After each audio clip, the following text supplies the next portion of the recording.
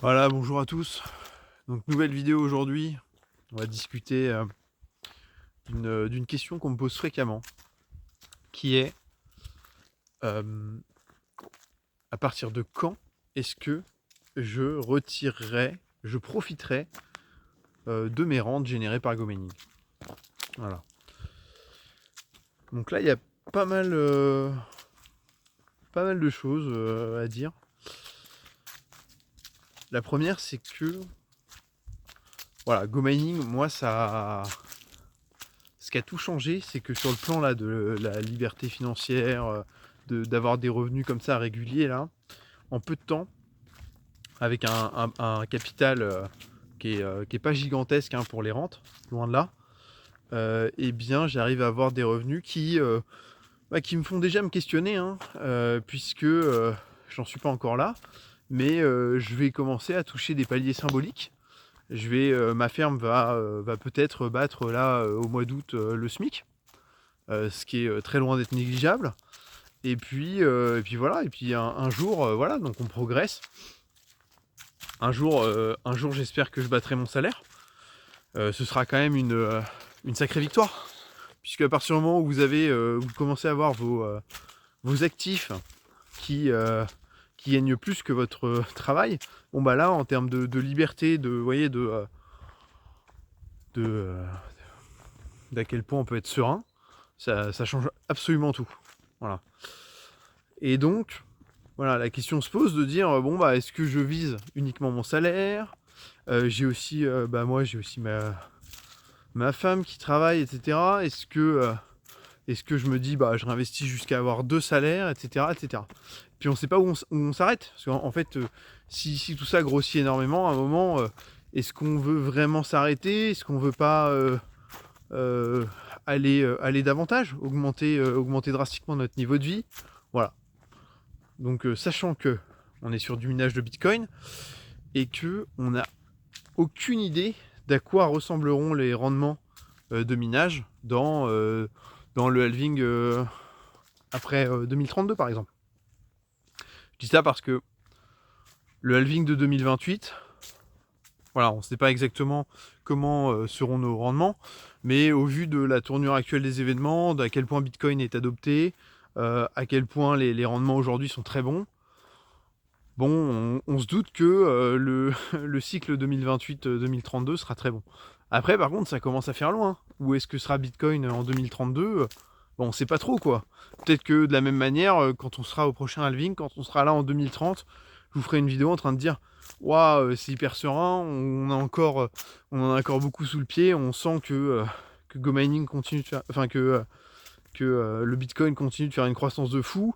Et du coup, le cycle 2032-2036, ça sent bon, quoi. Voilà, mais on sait pas en gros si ça va être comme ça pendant 10, 15, 20 ans, on sait pas du tout, quoi.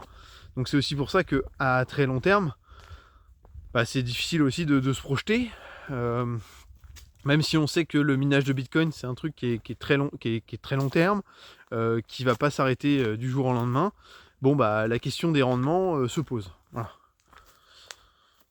Donc, au vu de cette incertitude, il y en a certains en fait qui sont assez court-termistes. Je vois même en commentaire certains qui disent ah moi je préfère au cas où la plateforme crash, je préfère avoir tiré le maximum de BTC, etc.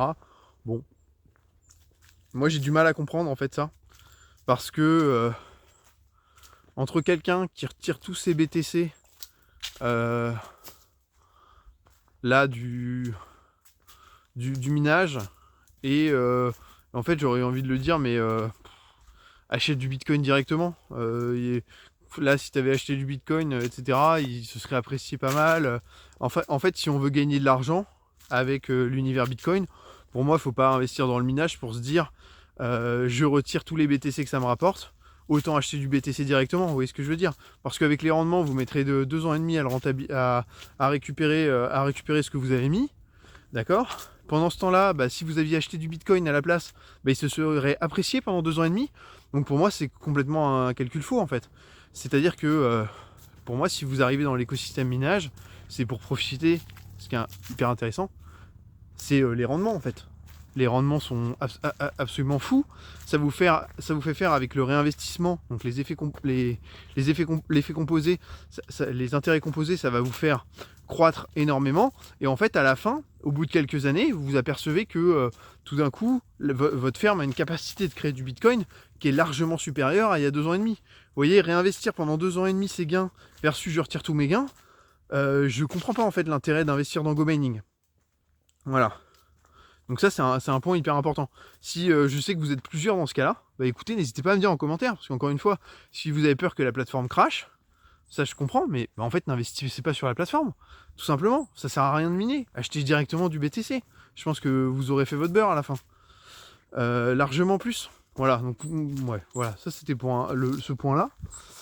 Et donc pour revenir à quand est-ce qu'on s'arrête, quand est-ce qu'on arrête nos rentes, eh bien, moi ce que je me dis de plus en plus, alors je vais vous expliquer aussi la philosophie, moi, il y a mon chef de clan, lui, qui a apporté une nouvelle réflexion aussi. Moi, ma réflexion, ça va être je réinvestis au maximum tant que je peux me le permettre. Ça veut dire quoi tant que je peux me le permettre? Bah, c'est-à-dire tant que en fait j'ai pas besoin de cet argent. Tant que notre foyer arrive à vivre, à prospérer et que tout le monde soit ok dans cette situation, eh bien en gros je laisse rouler comme ça.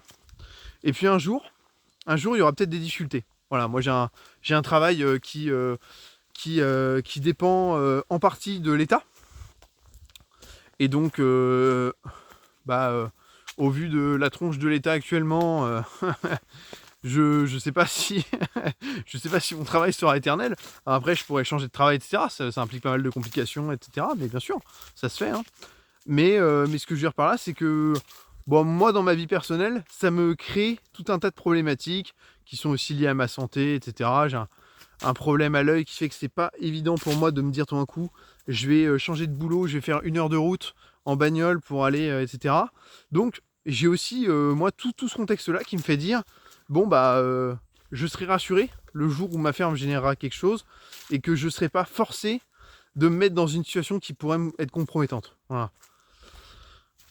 Donc ça, c'est le premier point. Donc, moi, il y a un côté il faut grossir au maximum pendant que la situation est clean. Et puis comme ça, si un jour ça dégénère, eh ben, on a anticipé, on a prévu quelque chose. Et au-delà de ça, voilà, il est très probable que du coup ma ferme se mette à prospérer là, pendant quelques années, moi que j'ai aucun problème particulier financier lié au travail, etc. Mais à un moment, je pense que en fait la situation va apparaître d'elle-même, quoi. C'est-à-dire qu'à un moment, je me dirais, ok, bon bah là que ce soit pour ma femme, je vais dire, bon bah tu sais quoi, si ça va plus du tout dans ton boulot, c'est bon, mets-toi à mi-temps définitivement, et puis ou arrête carrément, fais une autre activité moins rémunératrice, mais c'est pas grave, en fait, on a les mineurs qui compensent, et puis voilà. Ou moi-même, si je suis saoulé, que je veux complètement changer de perspective, et bien en fait, j'aurai l'opportunité de ça. Voilà. Donc en fait, pour moi, ça apparaîtra. C'est pas un plan programmé dans ma tête exactement. Voilà, parfois je me dis, je m'interroge, mais en fait, j'ai pas prévu à partir de 2030 ou de 2028, j'arrête le réinvestissement, ça part en rente ou quoi. Aucun plan froid. Je vais me laisser porter en fait par les événements. Et mon but là, comme je documente sur la chaîne, ça va être d'ici là, pour me préparer au mieux, de maximiser mon investissement, de faire en sorte que j'ai les meilleurs rendements possibles. Et donc voilà. Donc moi c'est la performance avant tout, pour justement être prêt, les oiseaux, le jour où j'en aurai besoin. En fait c'est ça le truc. Voilà. Voilà. Et je réfléchis en même temps. Ouais, je pense que c'est à peu près tout. Écoutez, je vais avoir une vidéo qui va venir on va analyser justement, je vais analyser sur le PC. Ouais, je profite aussi de faire un retour sur le format PC.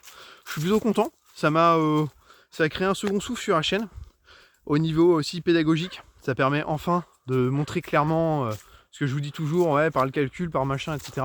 Mais c'est vrai, quand on se balade, on peut pas montrer exactement quoi. Le raisonnement est moins puissant. Alors que quand on voit en direct tous les chiffres, bah, c'est beaucoup plus simple d'avancer tout ce que je dis. Et donc dans cette continuité là, hop, je vais vous filmer l'oiseau. Alors on le voit plus trop là, il s'éloigne, mais ça gueule, ça gueule. On le voit, je suis pas sûr qu'on le voit très bien. Ah si, il revient. Ah, cool. Voilà. Qu'est-ce qu'il raconte avec son pote? Je sais pas ce que c'est comme espèce. J'ai pas une très bonne vue en plus. Ah, c'est sympa. Un drôle de cri. Ça n'a pas une allure très charismatique, ça. Hein. C'est pas. Ils font un balai là. C'est pas du rapace du tout. C'est quoi? C'est c'est du corbac? C'est quoi? Ouais. Je sais pas. Ils sont marrants. Voilà, on fait même des échappées sauvages. Mais oui, donc je faisais un retour sur, ouais, sur le format PC là. Ouais, je suis content. Je suis content. Donc bienvenue, j'en profite. Hein. Bienvenue à tous les nouveaux abonnés sur la chaîne. Voilà, ça me fait plaisir que la chaîne grossisse en ce moment. Ça fait toujours du bien. Surtout quand on fait pas mal de vidéos, qu'on s'investit pas mal pour justement que ça touche un maximum de monde. Donc tant mieux. Et voilà. Et donc oui, sur le PC là c'est bien parce que je vais pouvoir analyser. Ça me laisse quand même l'opportunité de pas mal de concepts. Et donc je vais en refaire prochainement encore pas mal. Parce que c'est vrai que j'ai aussi moi tout le rattrapage de me dire il y a beaucoup de choses que j'ai dit sur la chaîne. Mais je les ai dit simplement. Et ça va être l'occasion de montrer en fait tout ça. Notamment sur la performance des clans No Boost. Je vais pouvoir vous montrer directement avec les chiffres qui sont disponibles pourquoi est-ce que les No Boost surperforment tout le monde. Et ça va être très concret. Et vous-même, on va affiner tout ça. Vous-même dans la sélection d'un clan, on me demande souvent hey, comment je choisis mon clan, est-ce que je devrais pas créer mon clan? Bah justement, il y a beaucoup de choses à dire sur tous ces sujets-là. Donc voilà. Et écoutez, je pense que je vais arrêter là. Une très belle journée à tous, et puis à bientôt.